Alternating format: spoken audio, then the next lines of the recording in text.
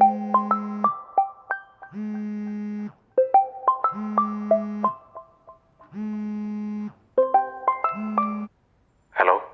വിപിനെ, പറയടാ.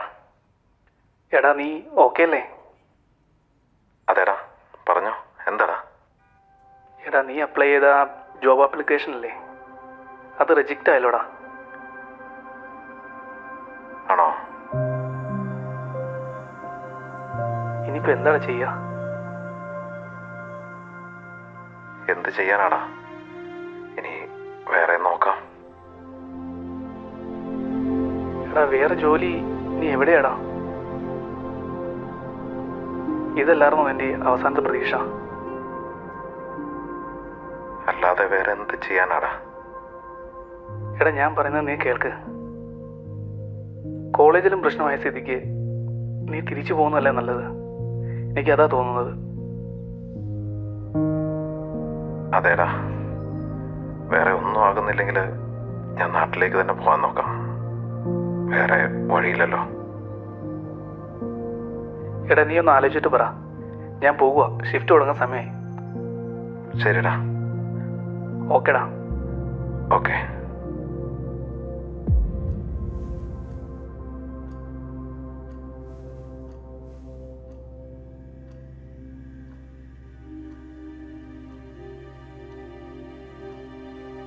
UK student വിസയിലെത്തിയിട്ട് ഇന്നേക്ക് 1 വർഷം തികഞ്ഞു.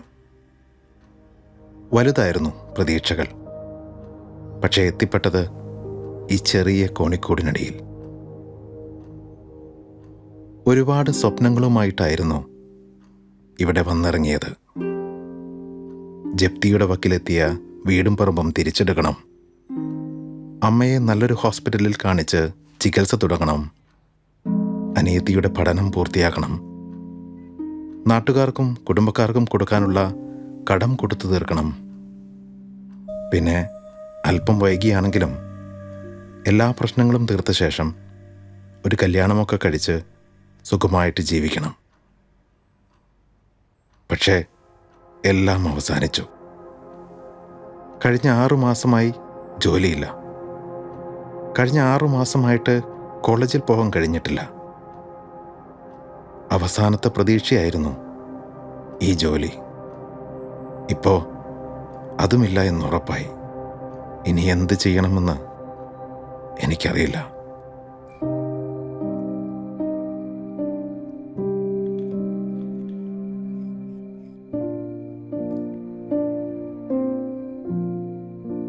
ചുറ്റിനും ഇരുട്ട് നിറയുന്നത് പോലെ.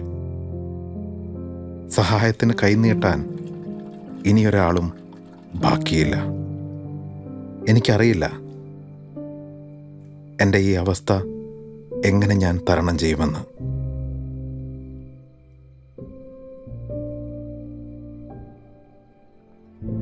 ഒരു വർഷം മുമ്പ് ഈ കോളേജിൻ്റെ പടി കയറുമ്പോൾ എന്തെന്നില്ലാത്ത പ്രതീക്ഷകളായിരുന്നു മനസ്സ് നിറയെ. ഇന്ന് ഇവിടെ ഒറ്റപ്പെട്ടു നിൽക്കുമ്പോൾ മനസ്സ് ശൂന്യമാണ്.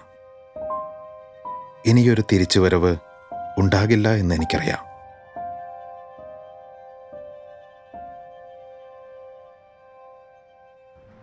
ഇനിയും ഇതുപോലെ ദിവസങ്ങൾ തള്ളി നീക്കാൻ എനിക്ക് കഴിയുമെന്ന് തോന്നുന്നില്ല.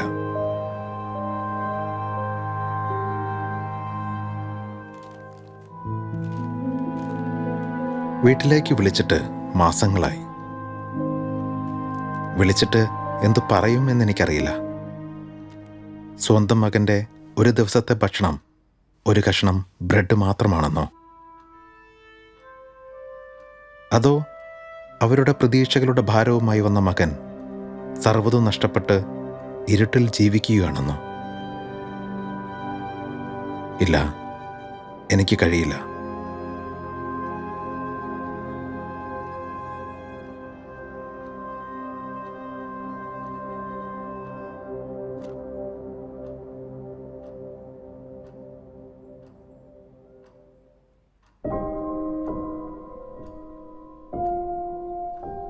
ഒരുപാട് കാലം സുഹൃത്തുക്കൾ സഹായിച്ചു. കുറച്ചു കാലം സൗജന്യ ഭക്ഷണ വിതരണ സ്ഥലത്ത് നിന്ന് സാധനങ്ങളെല്ലാം വാങ്ങി ജീവിച്ചു.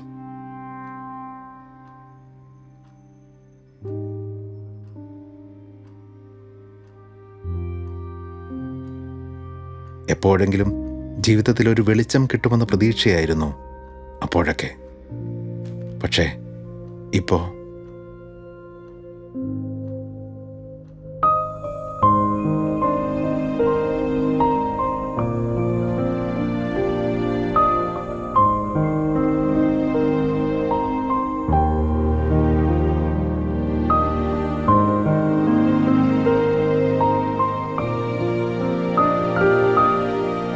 വാഗ്ദാനങ്ങളുടെ പെരുമഴ കണ്ടതിനാലാണ് സ്റ്റുഡൻറ് വിസയിൽ വന്നത്.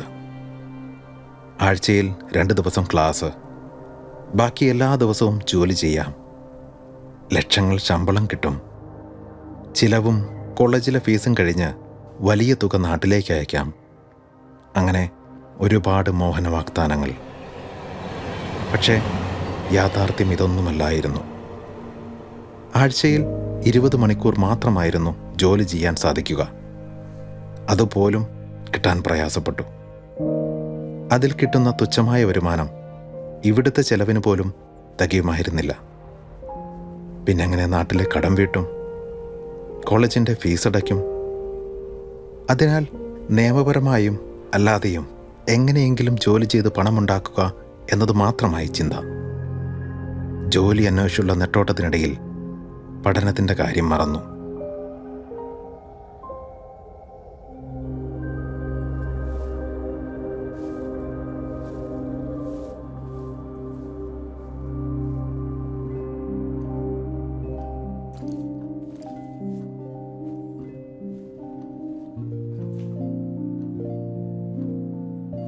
മുഴുപട്ടിണിയുടെ വക്കിലെത്തിയപ്പോൾ നാട്ടിൽ നിന്ന് ആഗ്രഹിച്ച് മേടിച്ചതെല്ലാം തുച്ഛമായ പൈസയ്ക്ക് പലർക്കായി കൊടുത്തു.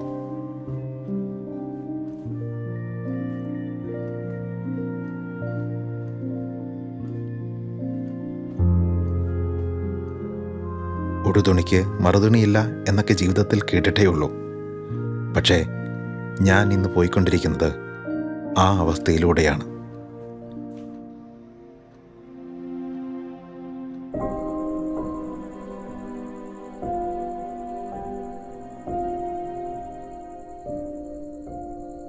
ഉറക്കമില്ലാത്ത രാത്രികളാണ് ഇന്ന് എനിക്ക് കൂട്ട്.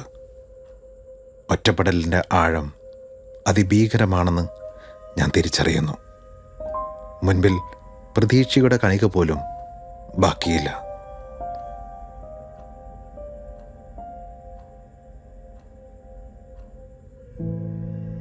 ചില തീരുമാനങ്ങൾ എടുത്തേ മതിയാകും.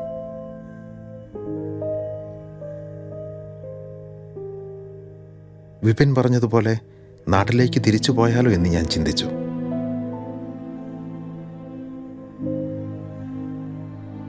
പക്ഷേ എടുത്താൽ പേറാത്ത കടവുമായി ഞാനെങ്ങനെ നാട്ടിലേക്ക് പോകും?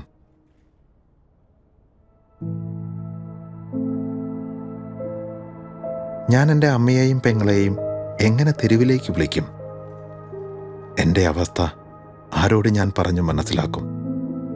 ഇല്ല, ആരുമുണ്ടാകില്ല, ആർക്കും മനസ്സിലാകില്ല.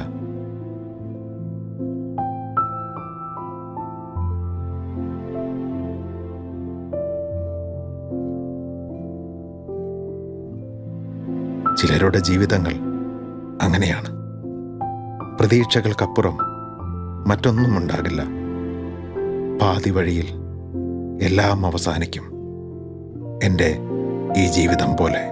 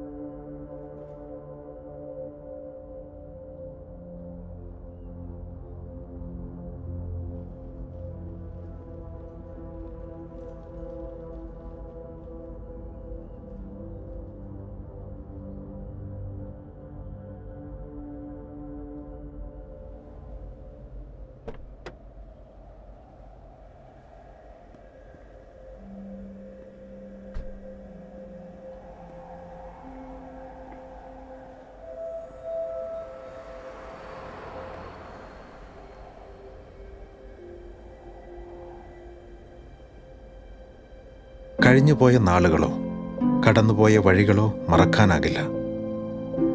ചിലപ്പോൾ അതൊരു ദുസ്വപ്നമായി മനസ്സിൽ നിറയും. മറ്റു ചിലപ്പോൾ അത് പ്രതിസന്ധികളെ വീറോടെ നേരിടാനുള്ള ആവേശമായി മാറും.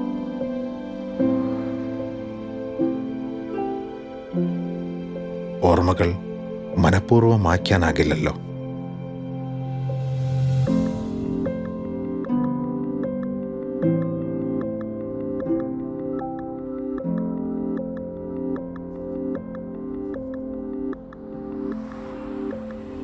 ജീവിതം വലിയൊരു യുദ്ധമാണ്.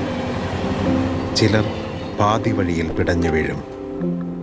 മറ്റു ചിലർ യുദ്ധം തുടർന്നുകൊണ്ടേയിരിക്കും. എൻ്റെ യുദ്ധം ആ കഴിഞ്ഞുപോയ ഓർമ്മകളോടാണ്, ആ ഇരുണ്ട ഓർമ്മകളോട്.